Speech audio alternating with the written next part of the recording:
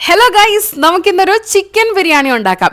എനിക്കറിയാം ഇന്നത്തെ കാലത്ത് ബിരിയാണി ഉണ്ടാക്കുക എന്നുള്ളത് ഒരു യമണ്ടൻ ടാസ്ക് ഒന്നുമല്ല. നമ്മളിപ്പോൾ യൂട്യൂബിലോ ഗൂഗിളിലോ നോക്കിയിട്ടുണ്ടെങ്കിൽ പടയെന്ന് പറഞ്ഞായിരിക്കും പലതരത്തിലുള്ള പല നിറത്തിലുള്ള പല രുചിയിലുള്ള ബിരിയാണി റെസിപ്പീസ് വരുന്നത്. കുക്ക് ചെയ്യാനായിട്ട് അധികം ബുദ്ധിമുട്ടൊന്നും ഇല്ലാതെ കുമ്പ് നിറയെ കഴിക്കാൻ പറ്റിയ നല്ല ഉഷാറ് ബിരിയാണി റെസിപ്പിയാണ് കേട്ടോ ഇത്. ഞങ്ങൾ ഉണ്ടാക്കി സക്സസ് ആയതാണ്. അപ്പോൾ അതേ കണ്ണും പൂട്ടി നമുക്ക് ഉണ്ടാക്കിയേക്കാം. ആദ്യം തന്നെ ഇതിനു വേണ്ട സാധനങ്ങളൊക്കെ അങ്ങ് അരിഞ്ഞു വെക്കുക. കുറച്ച് സവാള, ഇഞ്ചി, വെളുത്തുള്ളി, പച്ചമുളക്, മല്ലിയില, പുതിനയില ഇതെല്ലാം അരിഞ്ഞ് മാറ്റി വെക്കുക. അപ്പം നമുക്ക് കുക്കിംഗ് മാത്രം നോക്കിയാൽ മതി. പിന്നെ ചിക്കൻ നല്ലപോലെ കഴുകി വൃത്തിയാക്കി എടുക്കുക. അതിലേക്ക് ഒന്നും നോക്കണ്ട, 2 നാരങ്ങ അതുപോലെ പിഴിഞ്ഞിടുക. കുരു എടുത്ത് മാറ്റി കളഞ്ഞേക്കണം, അത് മറക്കരുത്. പിന്നെ ആവശ്യത്തിന് ഉപ്പ്, കുറച്ച് കുരുമുളക് പൊടി, കുറച്ച് മഞ്ഞൾപ്പൊടി, ഇത്രയും മാത്രം മതി. അധികം ഡെക്കറേഷൻ ഒന്നും ഇല്ലാത്ത ഈ മസാല നല്ലപോലെ ചിക്കനിൽ തേച്ച് പിടിപ്പിച്ച് മാരിനേറ്റ് ചെയ്ത് ഒരു വശത്തേക്കൂടെ മാറ്റി വെച്ചേര്. അവൻ അവിടെ ഇരുന്ന് റെസ്റ്റ് എടുക്കട്ടെ. നമുക്ക് ബാക്കി പരിപാടിയിലേക്ക് കിടക്കാം. ഇനി നമുക്ക് ഇഞ്ചിയും വെളുത്തുള്ളിയൊക്കെ കൂടി നല്ലപോലെ ചതച്ച് അത് മാറ്റി വയ്ക്കാം. ബിരിയാണി ഗാർണിഷ് ചെയ്യാനുള്ള പരിപാടി ആദ്യം നോക്കാം. നമുക്ക് ബ്രിസ്റ്റോ ഉണ്ടാക്കാം. എണ്ണയിൽ സവാള ഇട്ട് കാരമലൈസ് ചെയ്ത് പൊരിച്ചെടുക്കുക. കുറച്ച് കാഷ്യൂനട്ടും മുന്തിരിയും കൂടി പൊരിച്ച് വെക്കാം. എനിക്ക് ഈ പൊരിച്ച് കഴിയുമ്പോഴേക്കും കാഷ്യൂനട്ടും മുന്തിരിയും കൂടി ഇങ്ങനെ എടുത്ത് തിന്നണ ഒരു സ്വഭാവമുണ്ട്. അങ്ങനെയുള്ളവർ കമന്റ് ചെയ്തു. ഞാൻ വിഷയത്തിൽ നിന്ന് തെന്നി മറന്നു, സോറി മക്കളെ. അപ്പൊ നമുക്ക് ഇതെല്ലാം മാറ്റി വെക്കുക. ഇനി നമുക്കൊരു ബിരിയാണി പോട്ട് എടുക്കുക. ബിരിയാണി പോട്ട് ഇല്ലെങ്കിൽ ഏതെങ്കിലും ഒരു വീതി വിസ്താരമുള്ള ഒരു ചട്ടി എടുക്കുക. അതിൻ്റെ അകത്തേക്ക് എണ്ണ ഒഴിക്കുക. പിന്നെ ഒരു 5-6 സവാള നല്ല നേരിയതായിട്ട് അരിഞ്ഞത് ഇട്ട് വഴറ്റി കൊടുക്കുക. ഇതിങ്ങനെ വഴണ്ടി വരുമ്പോൾ പ്രത്യേക ഭാവവ്യത്യാസമൊന്നും ഉണ്ടാവത്തില്ല. പക്ഷേ ഇഞ്ചിയും വെളുത്തുള്ളിയും പച്ചമുളകും കൂടി ഈ ചതച്ച അല്ലെങ്കിൽ അരച്ച ഈ പേസ്റ്റ് ചേർത്ത് കഴിയുമ്പോൾ ഇല്ലേ, ഇതിൻ്റെ ഗെറ്റപ്പും സെറ്റപ്പും മാറും. ഭയങ്കര ബ്യൂട്ടിഫുൾ ആയിട്ടുള്ള ഒരു അരോമാറ്റിക് ഒരു എഫക്റ്റാണ് അപ്പം ഉണ്ടാവുന്നത്. അടിപൊളിയാണ് കേട്ടോ. എന്നിട്ട് ഇതിലേക്ക് വാടി കഴിയുമ്പോൾ നമ്മൾ നേരത്തെ മാരിനേറ്റ് ചെയ്ത് വെച്ച നമ്മുടെ ചിക്കനില്ലേ, ആ ചിക്കനും കൂടി ഇട്ടിട്ട് നല്ല പോലെ ഒന്ന് ഇളക്കി കൊടുക്കുക.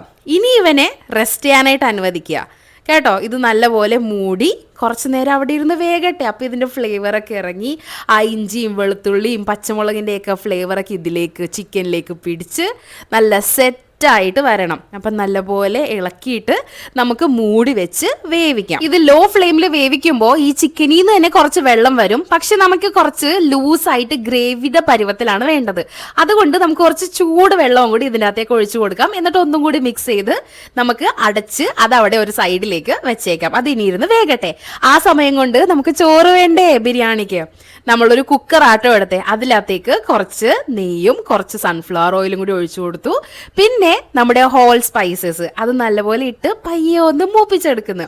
ഇതിലേക്ക് നമ്മൾ കഴുകി വാരി വെച്ചിരിക്കുന്ന നല്ല കുനുകുന അരി, അതായത് ജീരകശാല അരിയാണ് കേട്ടോ. അത് ഈ എണ്ണയിലേക്ക് നമുക്ക് ഇട്ട് കൊടുക്കാം. അപ്പൊ എന്ത് പറ്റുമെന്നറിയോ, ഇതിങ്ങനെ നമ്മൾ വഴറ്റിയെടുക്കുമ്പോൾ ഈ സ്റ്റിക്കി ആവാതെ നല്ല ഒറ്റയായിട്ട് അരി കിട്ടാനായിട്ട് നമ്മളെ ഹെൽപ്പ് ചെയ്യും. ഈ സംഭവമൊക്കെ എല്ലാവർക്കും അറിയാമെന്നറിയാം, എന്നാലും എൻ്റെ ഒരു സമാധാനത്തിന് ഞാൻ പറഞ്ഞോട്ടെ. ഇത് ഞാൻ അളന്നെടുത്തത് 1 കിലോ അരിയാണ് കേട്ടോ. അപ്പോൾ ഈ പാത്രത്തിനാണ് ഞാൻ അളന്നത്. അതുകൊണ്ട് തന്നെ ആ പാത്രത്തിൻ്റെ അളവിൽ 2 കപ്പ് വെള്ളം ഞാൻ ഒഴിക്കുന്നുണ്ട്. പിന്നെ ഒന്നും നോക്കാനില്ല, ആവശ്യത്തിന് ഉപ്പൊക്കെ ഇട്ട് കൊടുത്ത് കുറച്ച് ഉപ്പ് മുന്നിൽ നിൽക്കുന്നതാട്ടോ എപ്പോഴും ബെസ്റ്റ്. എന്നിട്ട് അത് നമുക്ക് മൂടി വെച്ച് ഒരു 1/4 വേവിന് നമുക്ക് എടുക്കാം. നമ്മുടെ റൈസും ചിക്കൻ്റെ ഗ്രേവിയും നല്ലപോലെ വെന്ത് വരുന്ന ആ ഒരു ഗ്യാപ്പിൽ നമുക്ക് ബാക്കി ചെയ്യാനുള്ള പരിപാടികളൊക്കെ ചെയ്യാം. ഞാൻ മല്ലിയിലും പുതിനയിലേക്ക് അരിഞ്ഞു വെച്ചു.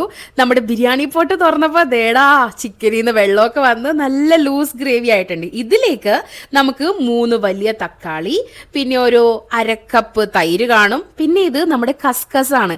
അത് കുറച്ച് നേരം വെള്ളത്തിലിട്ട് അരച്ചെടുത്തതാണ്. അതും മല്ലിയിലയും പുതിനയിലയും ഓരോ പിടി വീതം ഇതും കൂടി ഇട്ട് കുറച്ച് നെയ്യും കൂടി ഒഴിച്ച് പിന്നെ കുറച്ച് ഗരം മസാലയും കൂടി ഇടുന്നുണ്ട്. ഇത്രയും കൂടി ഇട്ട് നമുക്ക് നല്ലപോലെ മിക്സ് ചെയ്ത് എടുക്കാം.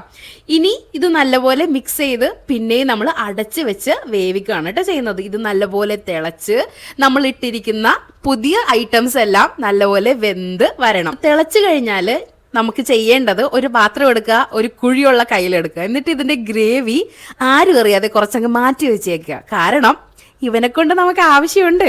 ഈ ഒരു പോയിന്റിൽ നമ്മുടെ ചിക്കനൊക്കെ മസാല പിടിച്ച് നല്ല വെന്ത് വന്നിട്ടുണ്ടാവും. അതുകൊണ്ട് തന്നെ ഗ്രേവിക്കെല്ലാം നല്ലൊരു ഫ്ലേവർ ഉണ്ടാവും കേട്ടോ. ആ ഗ്രേവിയാണ് നമ്മൾ മാറ്റി വെക്കുന്നത്. പിന്നെ നമ്മുടെ ചോറും 1/4 വേവായിട്ടുണ്ട്.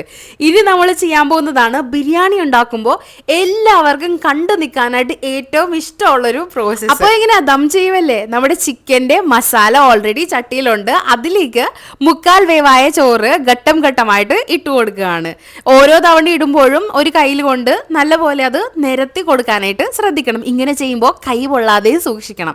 കാരണം എനിക്ക് മിക്കപ്പോഴും ഇതിൻ്റെ ആവി അടിച്ച് കൈ പൊള്ളാറുണ്ട്. അതുകൊണ്ടാട്ടോ ഒരു ഡിസ്ക്ലെയിമർ ആയിട്ട് പറഞ്ഞത്.